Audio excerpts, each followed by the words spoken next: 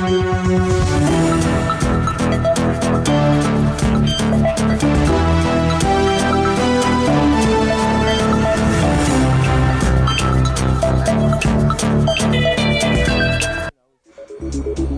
afternoon and thank you for keeping it your home of Untold Stories TV 47. This is News Now, which starts right now with the highlights.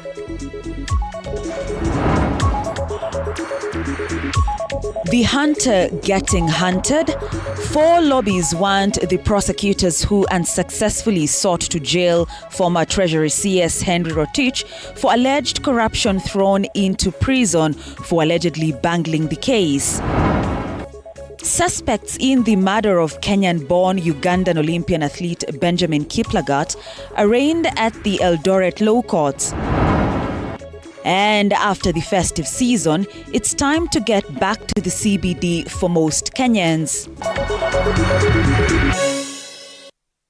Welcome to the broadcast. My name is Grace Kuria Kanja.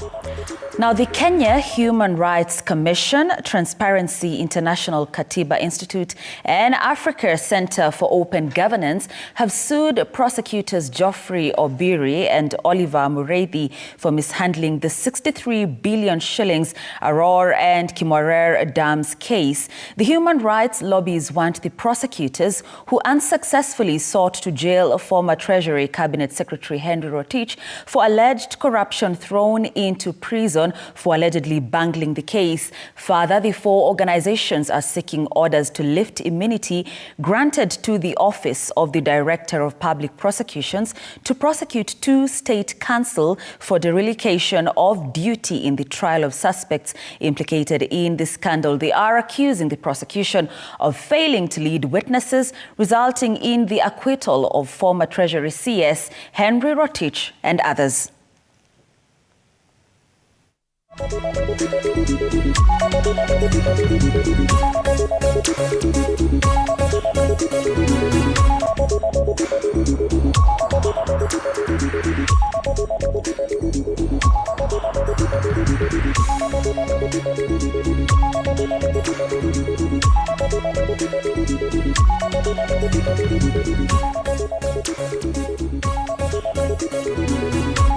Beyond our borders now, and Uganda has sued Kenya at the East Africa Court of Justice over the importation of oil from the Mombasa port. Through its Attorney General, it claims that the Kenyan government has restrained Kenya's Energy Regulatory Commission, EPRA, from issuing them with a license for the importation of oil from Mombasa to Uganda. In the court documents, Uganda objects to the license, saying Uganda Oil Corporation is a state-owned corporation and not an oil marketing company seeking transit access to the oil and should not be subjected to the strict license requirements under Kenya's law. Uganda has also accused Kenya of violating the East African Community Treaty and protocols, which allow Uganda as a landlocked country to enjoy access through member state corridors.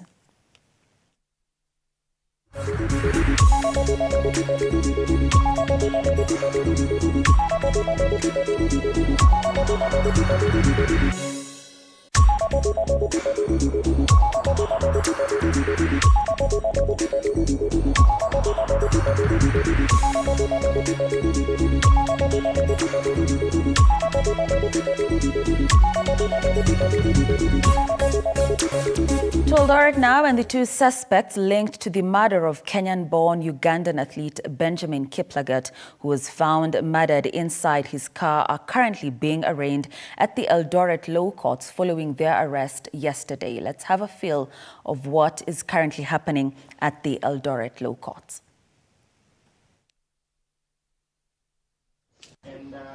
That I'll be referring this honorable court to Article 29 of our Constitution, which talks about the right to freedom of the person and liberty. Your Honor, number 2, I'll be relying on the provisions of Article 49(1). Your Honor, as we are in court today, the investigating officer has not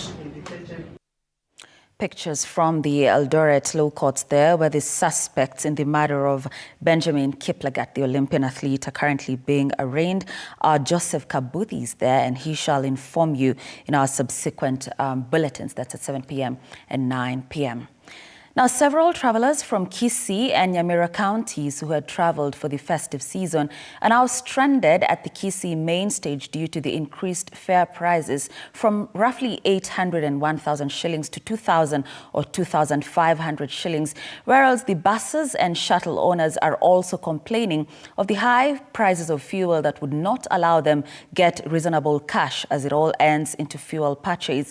This comes after the end of the Christmas and New Year festivities, as some are now forced to go back home and plan afresh for the journey due to the inconvenience cost, while others have no choice but to travel as they are supposed to report to work. Our reporter Alfayo Kombo now joins us live. Alfayo, good afternoon. It's great to see you. What's happening on your end?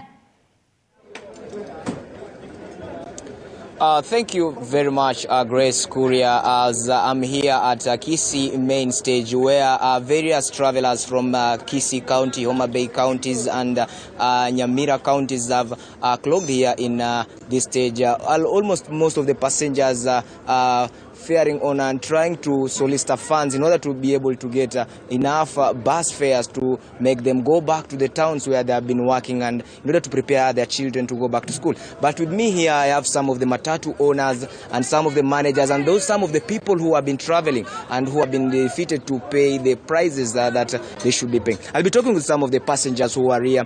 Maybe if you just come close here. Pengine utueleze jina lako ni nani na hali ipo vipi hasa wakati msimu wa wakati unaporejea Nairobi? So my name is Joash Nyachai. I anticipated to travel today, but I expected to fare maybe to be around 1,500, but now they are at 2,000. And actually, some of us we are not going to travel because our anticipation has been shut down. So we are pleading to the government that it works on this issue, because soon we are going to take back our children to school, and if the fare is going to be so high, then I think most people are going to be incapacitated. They are going not to be able to take back their children back to school. So the fare is too exorbitant and we are very much annoyed. Thank you very much. Pengine tuweze kupata vile vile mzazi mwingine ambaye anatarajia kusafiri Nairobi, lakini hali umeipataje siku hii ya leo? Tuangalia tu pale GOtv. Mimi kwa majina naitwa Isaac Achuti. Nilikuwa nimesafiri nyumbani msimu huu wa Krismasi na leo nilikuwa natarajia kurudi Nairobi, lakini nimefika hapa nimepata fare iko 2,000 ambapo sitaweza kulipa hiyo nauli yote, iko juu. Na unaona kama wakati huu watoto wanafaa kurudi mashule.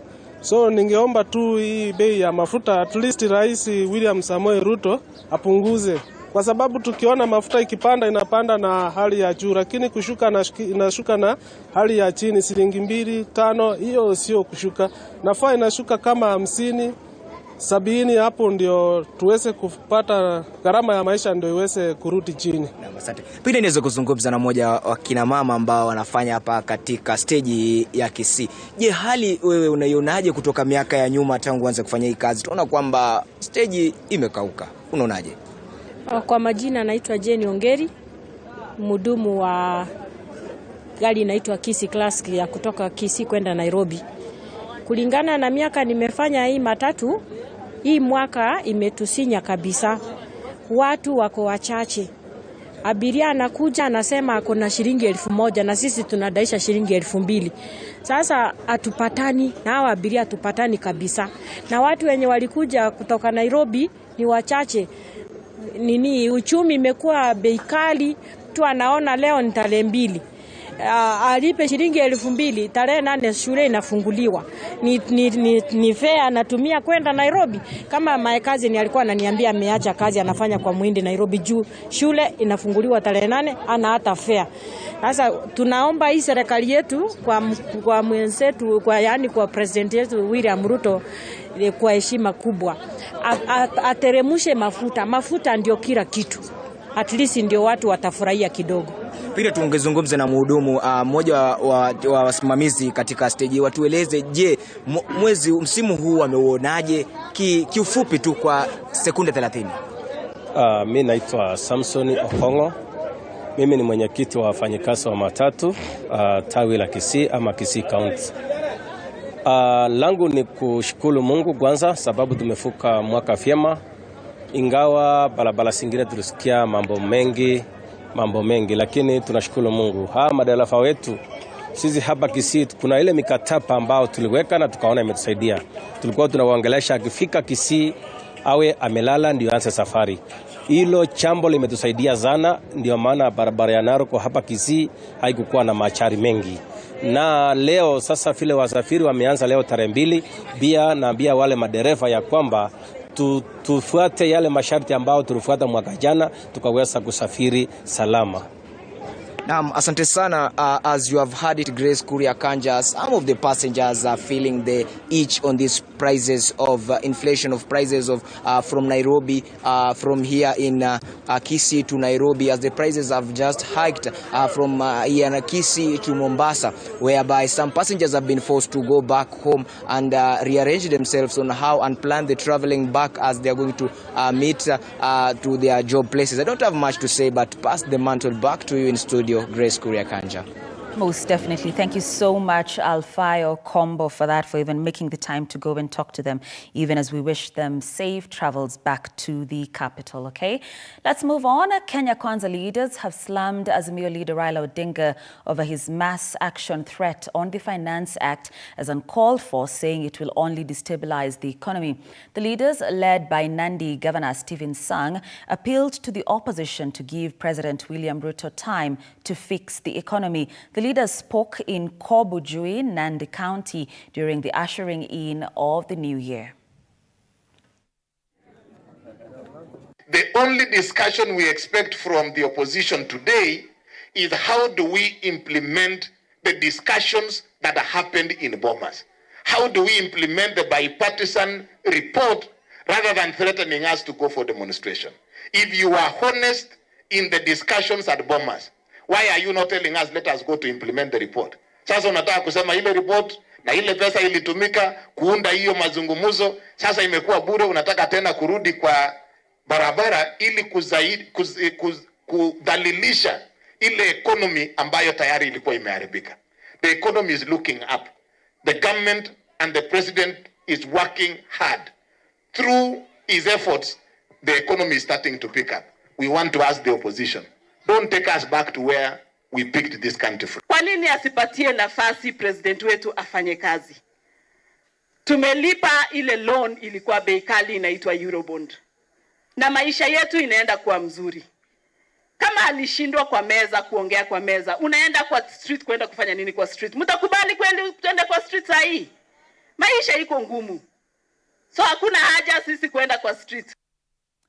To some unfortunate news on the roads, a fatal road accident that occurred at the Kirema area along the Nakuru-Eldoret Highway, about 3 kilometers from Timborough Police Station at around 3:30 p.m., claimed the lives of 3 people when a Toyota saloon car, which was being driven by Joseph Kipnusu, lost control and hit a Mercedes-Benz Actros tipper.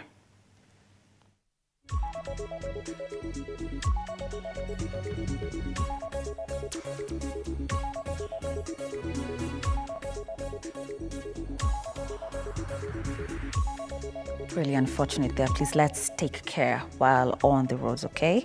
Kitui County Senator Enoch Wambua, who is also the Deputy Minority Leader of the Senate and National Treasury of the Azimio la Umoja One Kenya Alliance, cites that Wiper Party leader Kalonzo Musyoka is best fit to be the 2027 presidential candidate under the Azimio coalition. Speaking to the press while in Mombasa, the leader adds that the Wiper Party plans to popularize the bid in 2024 to rally for support among other Azimio-affiliated political parties. Wambua slammed the Kenya Kwanza administration for allegedly failing to deliver its promises to Kenyans, warning that the next phase of picketing would simply be unstoppable.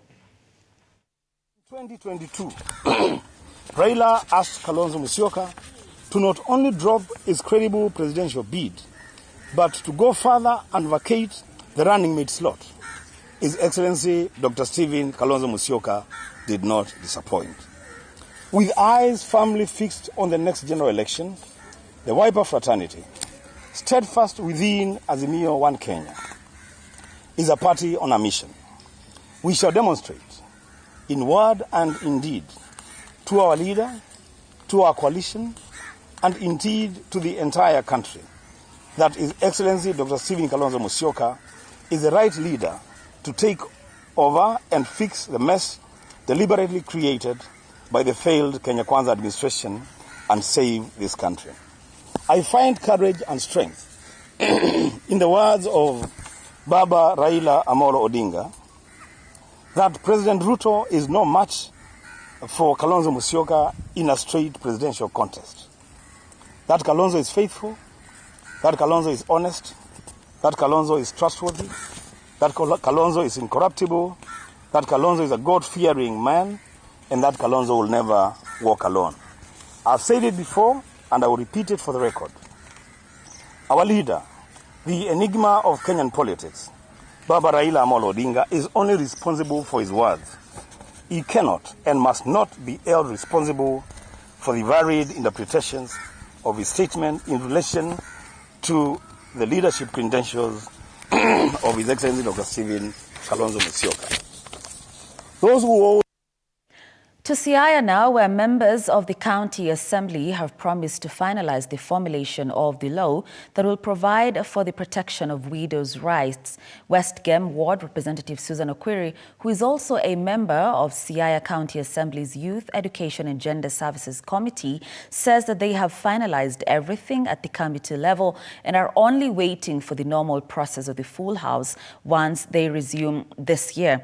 Now, she expressed optimism that the Widows Protection Bill will sail through, noting that they are currently lobbying their male counterparts who have all shown the willingness to approve the proposed law. She further revealed that the proposed law entails a lot of issues, including plans for widows' empowerment, but maintained that it will only benefit them when they are in organized groups. Okwiri made the remarks when she organized a New Year feast for over 200 widows and orphans at her rural home in Malunga, where she decried the pathetic life that such vulnerable families have been living. Festive season, most people, it is always celebrated by the whole family, but when it comes to the widows, they have a challenge. The circle is not complete. The father is not there. So today I decided to stand in for them. I called all the widows from my ward. We ate together and had some few meals for the day for them to celebrate with the family. I'm in the education committee that where the bill falls in. We've discussed it at length. We are only waiting to come to the chambers and finish it. Widows Protection Bill is to give them, to let them know who they are, what a widow is, their rights, and other things that they can get through that bill. We have groups, but others are meaningless. One has almost 4 groups. He learns from group A, takes to group B, the next day it is in group C. It doesn't add value. We want a group where at least they have something tangible that they can do in that group, other than merry-go-round circles that does not add value. Now, a section of junior secondary school teachers are holding a presser here in Nairobi just a few days before schools reopen for the new year. The teachers had complained about various things last year, among them lack of enough manpower, poor pay, lack of infrastructure, and others. Just before the year ended, they had organized protests in various parts of the country in order to get the government's attention. Let's listen in. Also, and in the treasurer of the JSS teachers in the country. So we are here as JSS interns, very agitated and very, very disappointed by this government. We have worked tirelessly. We have been burdened with the problem that JSS came with from the beginning of the year, 2023. There were no teachers present. We were one teacher working in a station handling 14 subjects. We worked tirelessly. We are teachers who are trained to teach 2 teaching subjects only. Yet you are burdened with 14 subjects to teach, and you are expected to deliver. With what? 17,000. This is very unfair and very uncouth of the Commission. We expect the government this will be the list of what we expect from them, to confirm this JSS interns, because we have delivered the students going to grade 8 are well trained and well taught by these teachers tirelessly. So kindly, the government should do whatever they can to ensure that they confirm these teachers. If they do not, we are making this statement out clear that we will not report to class from January 8th. Parents need to know that their children will be in class with no teacher. They will be wasting time, parents will be wasting their resources, because there's no way the government expects us to deliver while we are being mistreated. We too have our... Right now, a section of women in Bureti, Kericho County, held a ceremony to show love to their spouses as a way of building unity among families and shining away from domestic violence. Addressing the media, members reiterated that GBV is rampant within the county and that there was need for such events to create sensitization. Further, they urged the government, together with religious leaders, to work closely to provide concrete measures that will play a critical role in enhancing community morals to ease GBV across the county.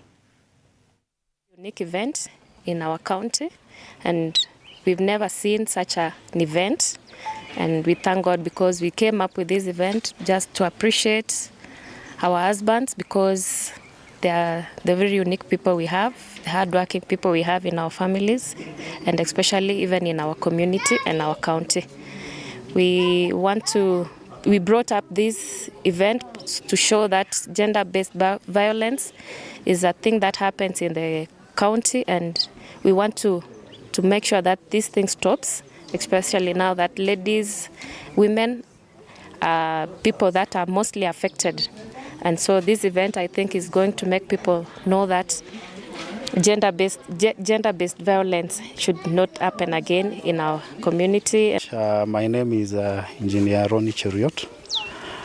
Professionally, I'm a civil engineer. Now, the reason why we are all gathered here is we are being appreciated by our wives, we are being appreciated by our women, because of the care that we've given them throughout the year of 2023. And the main reason why we are here is to sensitize our people and to sensitize the community on gender-based violence, GBV. It's an idea, or it's a thing that the government has really taken up, and there are many forms of GBV. One is through sexual violence, the second one is through physical assault, and the third one is through indiscrimination in terms of opportunities. So there are several ways in which this gender violence can be tackled in our community. More so, this can be tackled through unity. East Sub-County leaders have started to engage the youth in sport activities in a bid to deter them from drug abuse and criminal activities which were affecting development in the constituency. The Sub-County has witnessed increased cases of drug abuse and insecurity. Leaders claim that the area, specifically in Pate Island, has been witnessing cases of brutal killings of government officers who attempted to fight against the drug menace. In the plan, Obo said the football tournaments would give the youth an opportunity to nurture their talents, while coaches tap those talents for economic benefit. Kama nilivyowaambia, huku Lamu East hakuna pahali mtu akimaliza kwenda baharini au atake. Binadamu ni mwenye kupenda anasa za dunia. Sasa hakuna palipopote pa kuenda ili ajifurahishe. Sasa ndio sana wanakuwa rahisi kwa trapped kwa mambo ya drugs. Sasa tukifanya hizi pia zitaleta mambo kama sisi tumefanya account wafanya na wengine wote NGOs nini wafanya hizi mambo za tournament, itasaidia kwa sababu hakuna pahali pa starehe huku kwenda. Na kama hauna pahali pa starehe, utatafuta starehe ile ya rahisi. Starehe ya rahisi huku ni drugs. Chance iko kubwa huku kwetu, lakini hatutambulikani. Lakini kulingana na mheshimiwa kuasili na kuweza CDF kuelekeza kwa zile pesa za sport kwamba zitumike, nafikiri sisi tuna furaha.